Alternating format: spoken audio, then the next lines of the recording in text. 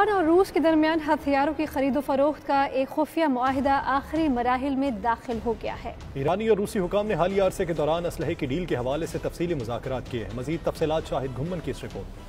روسی اسلحہ ساز کمپنی روس اپارون ایرانی حکومت کے ساتھ اسلحہ کی فروخت کے معاہدے کے آخری مرحلے میں ہے۔ اس ڈیل میں روسی کمپنی ایران کو دفاعی اور پیشگی حملے میں استعمال ہونے والے ہتھیار فراہم کرے گی۔ عرب میڈیا کے مطابق ایران کو پیشگی حملے کے لیے استعمال ہونے والے ہتھیار فراہم کرنا غیر قانونی ہے، کیونکہ سلامتی کونسل کی قرارداد 2231 میں ایران کو اس نوعیت کے ہتھیاروں کی فروخت ممنوع قرار دی گئی ہے۔ اطلاعات کے مطابق مذکورہ دفاعی ڈیل کے حوالے سے ماسکو اور تہران کے درمیان رابطے مکمل طور پر صیغہ راز میں رکھے گئے ہیں۔ اس ڈیل میں روس کے بڑے اور عالمی سطح کے ہتھیار شامل ہیں۔ ان میں فضائی دفاعی نظام S-400، سخوئی جنگی طیارے، فوجی مقاصد کے لیے استعمال ہونے والے سیٹلائٹس اور آبدوزیں بھی شامل ہیں۔ ذرائع کا کہنا ہے کہ ایران کی طرف سے اسلحے کے حصول کے لیے مذاکرات وزیر دفاع امیر حاتمی نے کیے۔ اس سودے کی مالیت $4.5 ارب ہے۔ ایران یہ رقم نقد کے بجائے خام تیل اور دیگر سامان کی شکل میں ادا کرے گا۔ ایران اور روسی اسلحہ ساز کمپنی روس اپارون ایکسپورٹ کے درمیان مذاکرات رواں سال فروری سے جاری ہیں۔ عرب ٹی وی کے مطابق روسی حکام نے ایران کے ساتھ اسلحے کی کسی ڈیل کے حوالے سے خبروں کی مکمل طور پر تردید کی ہے۔ ذرائع کا کہنا ہے کہ مذکورہ ڈیل میں سخوئی 24 اور MiG-29 طیاروں کی مرمت کی ڈیل کی جا سکتی ہے۔ روسی ذرائع کا یہ بھی کہنا ہے کہ ایران نے 3 سال پہلے ماسکو سے سخوئی طیارے، جنگی ہیلی کاپٹر، بحری جہازوں کو تباہ کرنے والا دفاعی نظام اور سمندر میں استعمال ہونے والے میزائل فروخت کرنے کی درخواست کی تھی۔ شاہد گھمن، 92 نیوز، ماسکو، روس۔